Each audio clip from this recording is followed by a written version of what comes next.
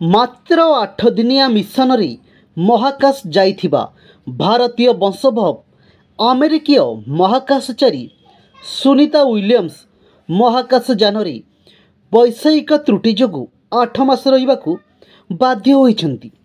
America महाकाश गवेषणा संस्था NASA अनुसार 2025 February रे सुनीता घर बाउड़ा हेब।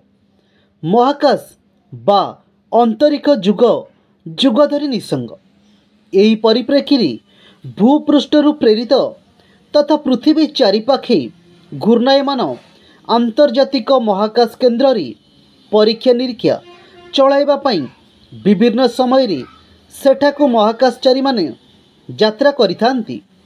उक्त महाकाश केन्द्र रे जदिओ महाकाशचारीक निसंगता भग्न हेबा पई सेमानक सहित अन्य सहकर्मी माने रही थांती, तेबे दीर्घ दिन धरी भूपृष्ठ सेमानक परिवार सदस्य और सांगसाथी मानक ठारू सेमाने तथापि बहु दूर रे एकांतवासरे रही थांती।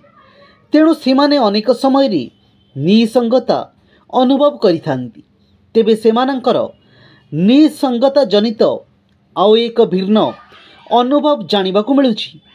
महाकाशरे सेमानकु काहेकि भोजन उपभोग करिबा लागि संघर्ष करिबाकु पड़िथाय, ताहा पछर कारण ऑस्ट्रेलियार RMIT विश्वविद्यालयर गवेषक माने जानि पारिछन्ति।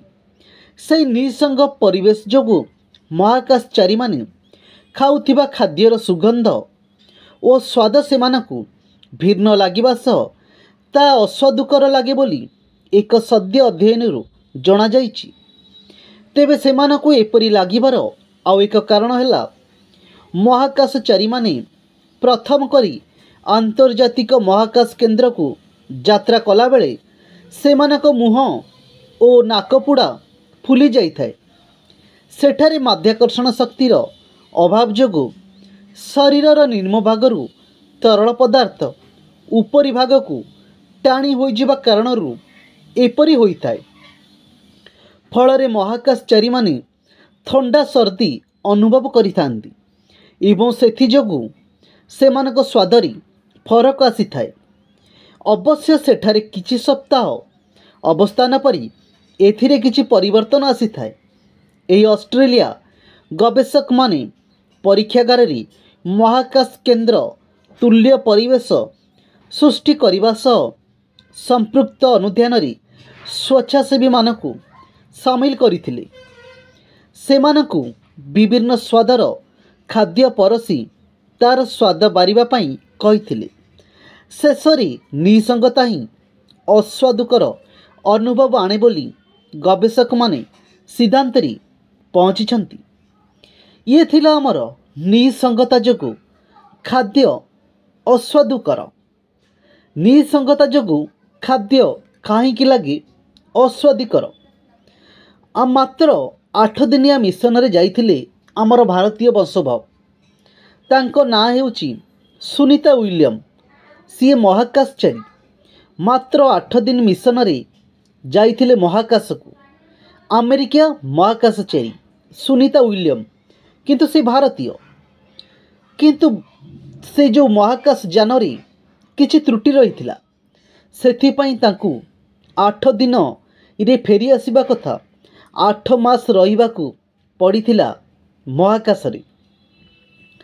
सी किछि महाकाश यान रे त्रुटि जोगु 8 मास रहिबाकु बाध्य होइथिले।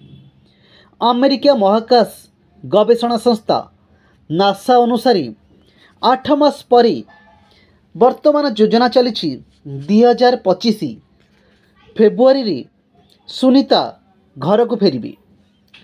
सी महाकाश रे रही विभिन्न प्रकार अनुभूति सेठारे उपभोग करिसेंती। सेठारु आसीबा परे बहुत किछि महाकाश विषय कहिबे। खाद्य केमिति सेठारे अस्वादिकर लागि जाए, केते कष्ट लागे सेठारे खाद्य खाइबाकू, केते कष्ट लागे परिवार सांगसाथी बंधु बांधव को छाड़ी महाकाश रे रहिबाकू। महाकाश बा अंतरिक्ष जुग जुग धरी निसंग एही परिप्रेक्षी रे भूपृष्ठरु तथा पृथ्वी चारिपाखी घूर्णयमान आंतर्जातिक महाकाश केन्द्र रे परीक्षा निरीक्षा चलैवा पई विभिन्न समय रे सेठाकु महाकाशचारी माने जाइथांती। महाकाशचारी माने सेठाकु महाकाश को एथिपाई जाइथांती सेठारे बहुत किछि परीक्षा निरीक्षा करिबाकु पड़िथाए।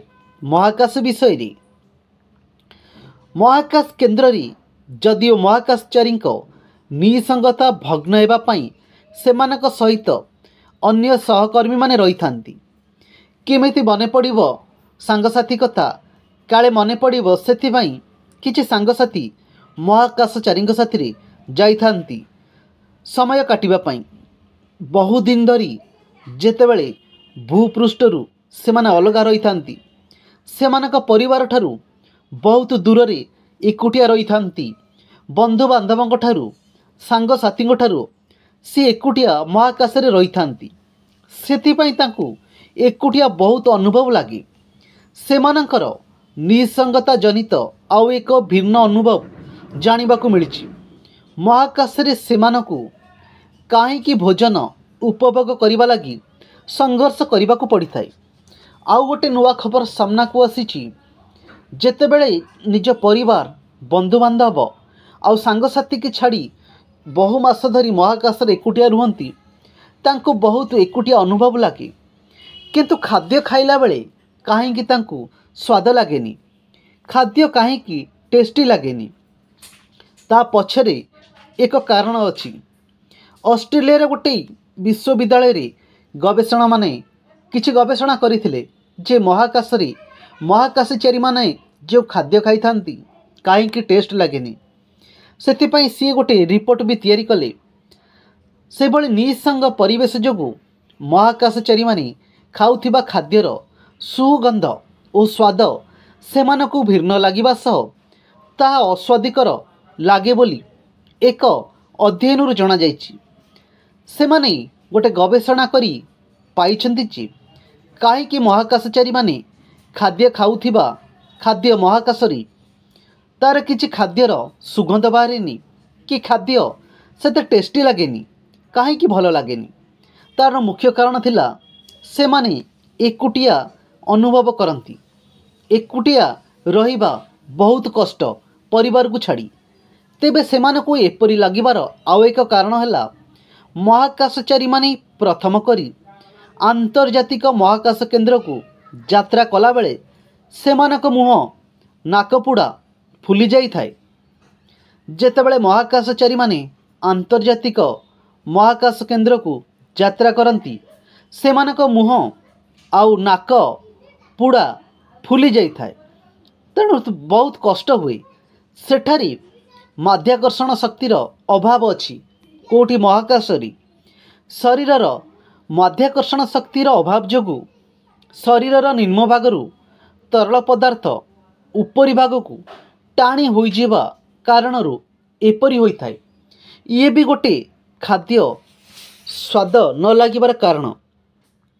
जेतेबेले महाकाशचारी माने महाकाश को जाइथांती तांकर मुह और नाकपुड़ा फुली जाई थाए। सेठारे माध्याकर्षण शक्तिर अभाव थाए। तेणु शरीर निम्न भागरू तरल पदार्थ उपरी भाग को टाणी होई जाए। फल महाकाशचारी माने थंडा सर्दी अनुभव करिथांती एवं सेथि जोगु सेमानक स्वादर फरक आसी थाए। अवश्य सेठारे किछि सप्ताह रहिबा परे एथिरे किछि परिवर्तन आसी थाए। एही ऑस्ट्रेलिया रो जो माने गवेषणा करुछंती महाकाश विषय रे सेमाने एही सब विषय रे गवेषणा करी जानिबाकू पाइछंती।